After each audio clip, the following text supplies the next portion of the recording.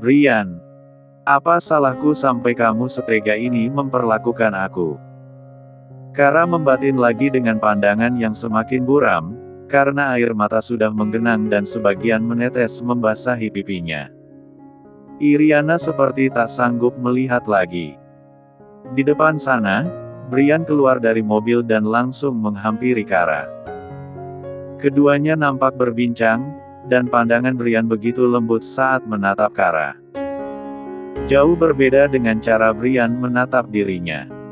Apa memang wanita seperti itu yang kamu cintai, Brian? Iriana menggigit bibirnya kuat-kuat agar tangisnya tidak bersuara. Hatinya sudah teriris-iris, melihat Brian dan Kara berjalan bersama menuju pintu utama dari rumah tersebut. Hubungan mereka nampak dekat dan hangat, tidak terlihat cinta yang bertepuk sebelah tangan seperti dirinya. Anda baik-baik saja, Nona? Tanya sopir taksi, menyadari bahwa penumpang yang dibawanya sedang menangis. Meskipun pertanyaan itu terdengar jelas di telinganya, tapi Iriana tidak menjawab. Tak sanggup mengucap kata lagi. Hatinya terlalu sakit akibat ditampar kenyataan. Jika tadi rasa marah yang paling kuat menyelimuti diri Iriana, sekarang justru kecewa dan sedih yang paling dia rasakan. Sampai tak sanggup lagi menahan isak tangis. Mengabaikan rasa malu terhadap sopir taksi yang berkali-kali menanyakan keadaannya, Iriana menutup wajahnya dan menangis terseduh-seduh. Tak hanya pipi yang basah oleh air matanya, tapi juga leher dan pangkuan. Cukup lama Iriana terhanyut dalam tangis itu. Sudah banyak air mata yang tumpah, tapi seakan-akan tidak ada habisnya. Sehancur itu Iriana sekarang karena seorang Brian. Apa kamu tidak pernah memikirkan perasaanku, Brian? Aku sangat mencintaimu, aku yang selama ini ada untukmu. Aku rela melakukan apapun demi kamu, tapi kenapa malah seperti ini balasanmu, Brian? Batin Iriana dengan tangis yang semakin pecah. Nona, di mana rumah Anda? Biar saya antarkan pulang. Nampaknya kondisi Anda sedang tidak baik, ucap sopir taksi untuk yang kesekian kalinya. Namun seperti sebelumnya, dia tak mendapatkan jawaban dari Iriana. Wanita itu masih tetap menangis. Dan mau tidak mau sang sopir harus menunggu sampai keadaan Iriana jauh lebih baik. Setelah lebih dari 10 menit keadaan Iriana sedikit membaik. Lalu dia menyebutkan alamat rumah Papa Teddy, dan kemudian taksi pun meluncur ke sana. Sepanjang perjalanan Iriana masih terus menangis meski tidak terisak seperti tadi. Berkali-kali dia usap air matanya dengan kedua tangan, tapi tetap saja menetes dengan sendirinya. Sampai taksi berhenti di rumah Papa Teddy, keadaan Iriana masih berantakan. Wajahnya sembab, matanya merah, dan rambutnya pun ikut kusut tak karuan. Sopir taksi sampai iba dan tidak juga pergi sampai Iriana masuk ke dalam rumah. Iriana, apa yang terjadi denganmu? Kenapa kamu menangis dan keadaanmu seperti ini? Sambut Papa Teddy dengan cemas. Tak biasanya Iriana pulang dalam keadaan berantakan. Tidak tahu apa yang terjadi malam itu. Namun Iriana hanya menggelengkan kepala dan tidak mengatakan apapun. Kakinya terus melangkah menuju kamar, meninggalkan Papa Teddy yang masih mengkhawatirkan kondisinya. Iriana, tunggu. Apa yang terjadi denganmu? Katakan pada Papa. Papa tidak bisa tenang jika melihatmu seperti ini, sedangkan Papa tak tahu apa masalahnya. Mendengar ucapan Papa Teddy, Iriana menghentikan langkahnya. Dia berbalik dan menatap calon mertuanya dengan air mata yang semakin berderai. Bibirnya gemetaran, tidak bisa mengucap apa-apa.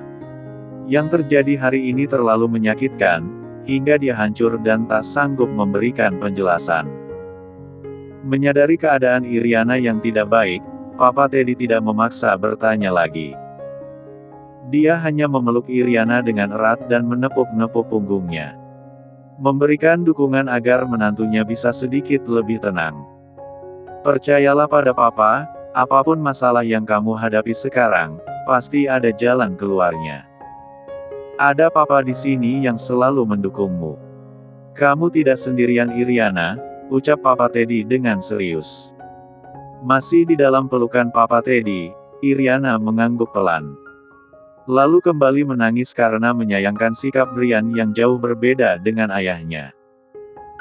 Andai perumpamaan buah jatuh tak jauh dari pohonnya berlaku untuk Brian, pasti Iriana tidak akan sehancur ini. Pasti dia akan bahagia menyambut pernikahan yang tinggal sebentar lagi. Hari pernikahan Brian dan Iriana akhirnya tiba juga. Iriana menyambutnya seperti tanpa beban.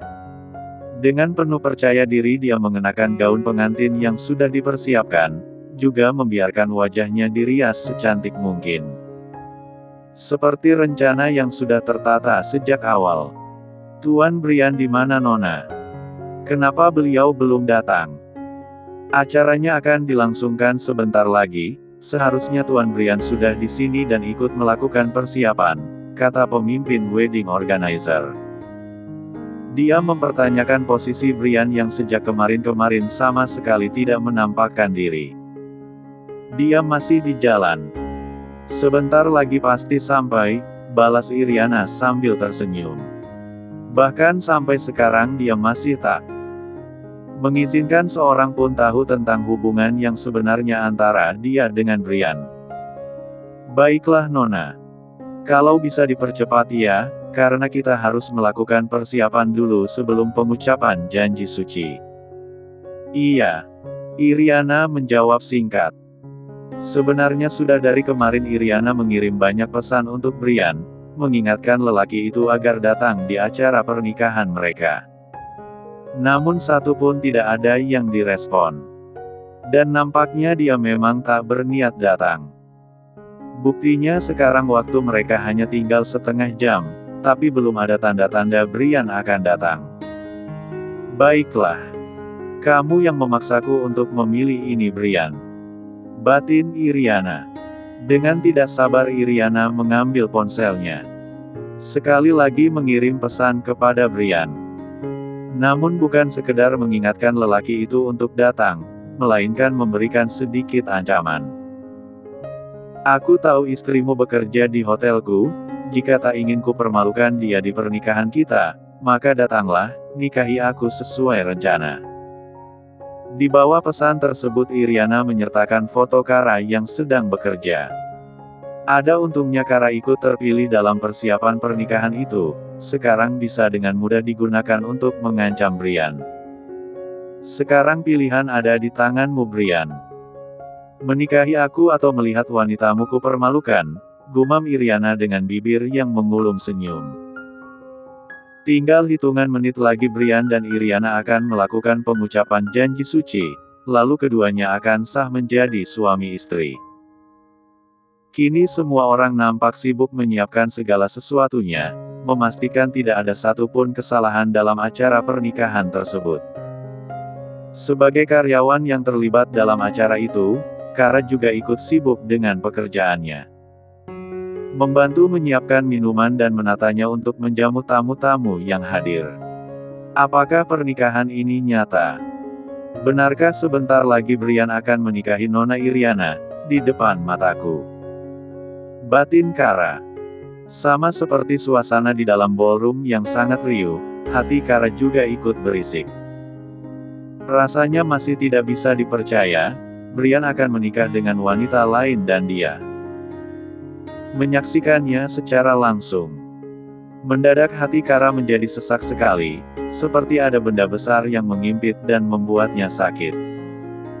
Padahal Brian dan Iriana belum hadir di sana, tapi Kara sudah kacau sendiri. Mengapa? Bukankah ini sesuai dengan yang Kara inginkan? Brian tetap menikahi Iriana, dan dirinya bisa memenuhi keinginan Kiara tanpa merusak kebahagiaan wanita lain. Tapi mengapa sekarang dia tidak rela? Mengapa ada rasa cemburu yang merongrong kuat dalam hatinya? Hei, perhatikan kerjamu. Kara tersentak mendengar bentakan dari orang di sebelahnya. Terlalu banyak memikirkan Brian, dia sampai tidak fokus dan tak sengaja menumpahkan sedikit minuman. Maaf, saya tidak sengaja. Akan saya bereskan secepatnya, ucap Kara. Meminta maaf dan bergegas membersihkan kekacauan yang dia buat. Kenapa jadi seperti ini? Batin Kara. Semakin menyesakkan rasanya ketika sadar dia barusan melakukan kesalahan karena Brian. Logika Kara tak lagi bekerja sekarang. Sekuat apapun dia menyadarkan diri bahwa Brian memang calon suami Iriana, perasaan sesaknya tetap tidak luntur. Dalam hatinya malah ada keinginan semoga pernikahan itu tak terjadi, sehingga istri Brian hanyalah dirinya. Namun apa boleh buat? Kenyataan berjalan sesuai dengan permintaan Kara kemarin. Pintu ballroom terbuka dan nampaklah sepasang pengantin keluar dari sana. Brian dan Iriana. Keduanya masuk bersamaan sambil memamerkan senyuman lebar. Tuan Brian sangat tampan.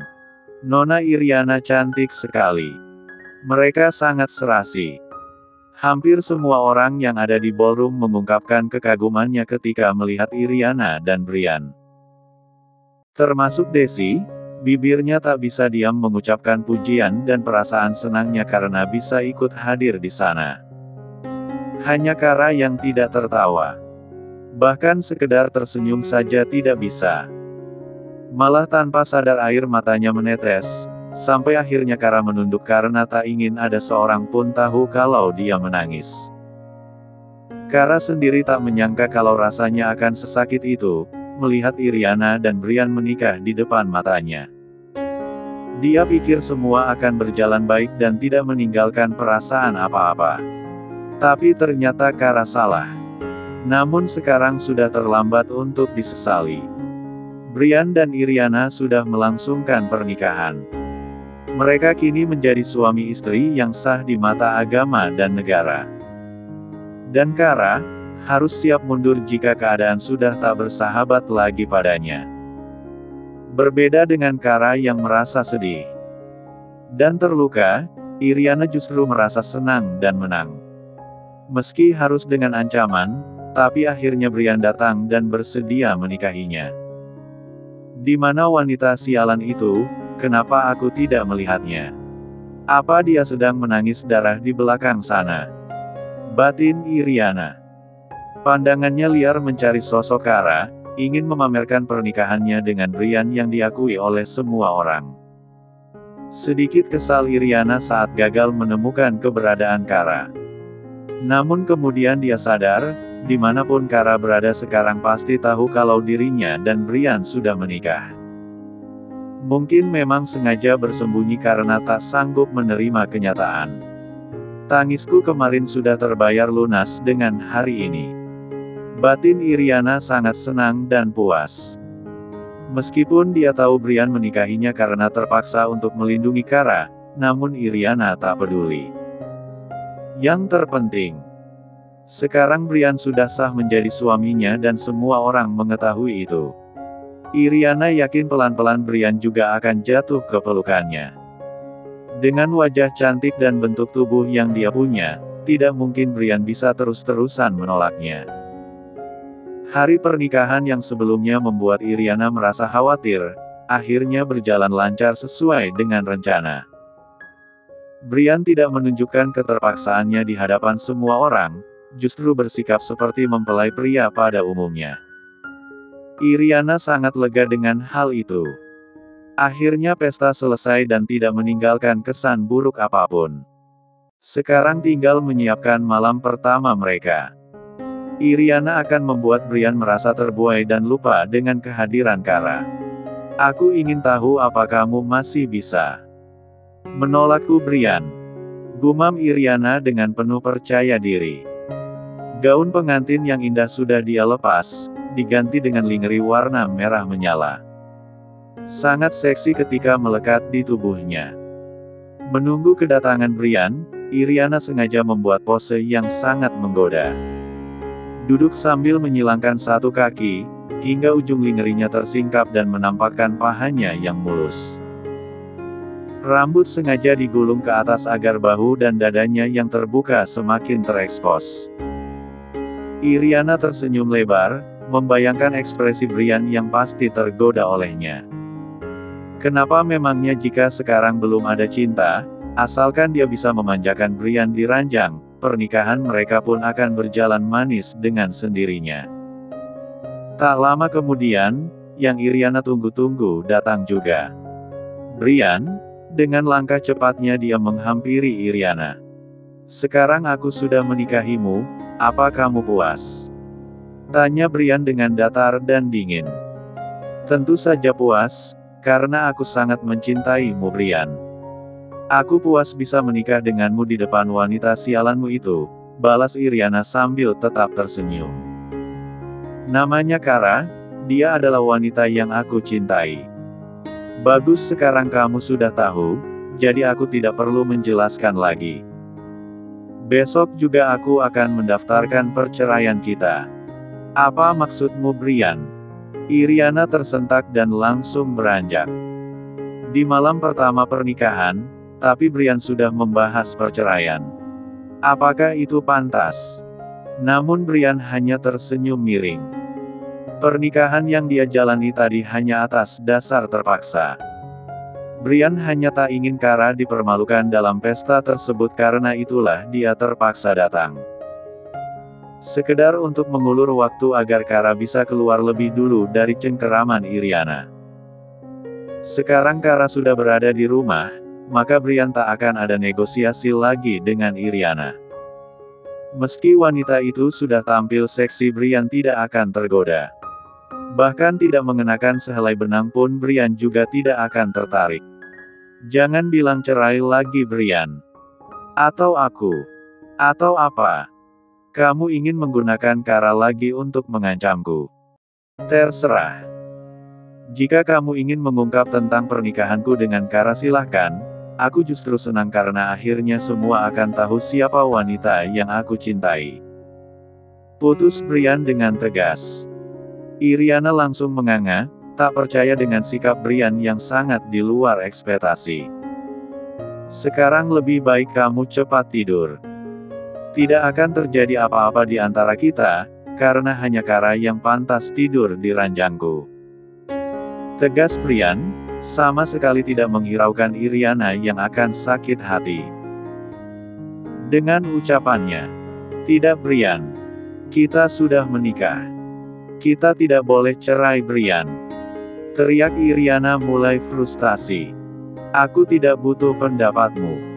Kamu mau cerai atau tidak, aku akan tetap menceraikanmu," balas Brian, benar-benar tak bisa dibantah. "Tidak Brian. Kamu tidak boleh memperlakukan aku seperti ini Brian. Aku mencintaimu. Aku yang lebih layak menjadi istrimu," Iriana berteriak lagi. Namun Brian tidak peduli. Malah berbalik dan siap pergi meninggalkan Iriana sendirian di sana. "Tunggu Brian. Kamu mau kemana? Kamu tidak boleh pergi Brian." Iriana semakin frustasi saat melihat Brian pergi. Apalagi ketika lelaki itu tidak menghiraukan panggilannya, hati Iriana kembali hancur seperti kemarin. Tapi bagaimanapun kondisi Iriana akibat ulahnya, Brian sama sekali tidak tertarik. Dia malah bergegas pergi dan meluncur pulang. Sudah tidak sabar untuk menemui Kara, istri yang sangat dicintainya. Tepat jam 11 malam, Brian tiba di rumahnya. Kiara dan Rami sudah terlelap dalam mimpinya. Tinggal Kara yang belum tidur, dan dia terkejut saat menyambut kedatangan Brian. Suaminya itu baru saja menikah. Seharusnya sekarang sedang bersenang-senang menikmati malam pertamanya dengan Iriana. Tapi Brian malah pulang saat hampir tengah malam. "Brian," ucap Kara dengan pelan. Banyak hal yang ingin dia tanyakan, tapi rasanya buntu seketika. "Aku sudah menuruti keinginanmu untuk menikahi Iriana, jadi sekarang aku ingin menuntut hakku sebagai suamimu," balas Brian sangat mengejutkan Kara. Aku. Brian tidak memberi kesempatan pada Kara lagi untuk bicara. Tanpa kata, Tanpa kalimat, Brian langsung meng-1 1R Kara dan mendorongnya hingga merapat di dinding. Tanpa melepaskan C1 umannya, Brian mengunci tubuh Kara sampai wanita itu tak bisa bergerak. Dan mau tidak mau hanya pasrah menerima C1 uman darinya. Namun tidak munafik, Kara juga mendambakan C1 uman itu. Setelah seharian merana, sekarang hatinya jauh lebih baik dengan C1 uman dari Brian. Hingga pada akhirnya Kara menyerah dengan perasaannya. Di tengah C1 uman yang semakin panas, Kara justru menyadari bahwa sejak dulu hingga saat ini memang hanya Brian yang ada di dalam hatinya. Tidak ada lelaki lain, hanya Brian seorang. Karena perasaan yang tidak bisa lagi dibendung, malam itu Kara tidak menolak dengan semua perlakuan Brian. Bukan hanya C1 uman, melainkan yang lebih dari itu. Kara pasrah dan menerimanya tanpa terpaksa. Akhirnya malam pertama yang seharusnya Brian lakukan dengan Iriana, kini justru berubah menjadi malam kedua untuk Brian dan Kara.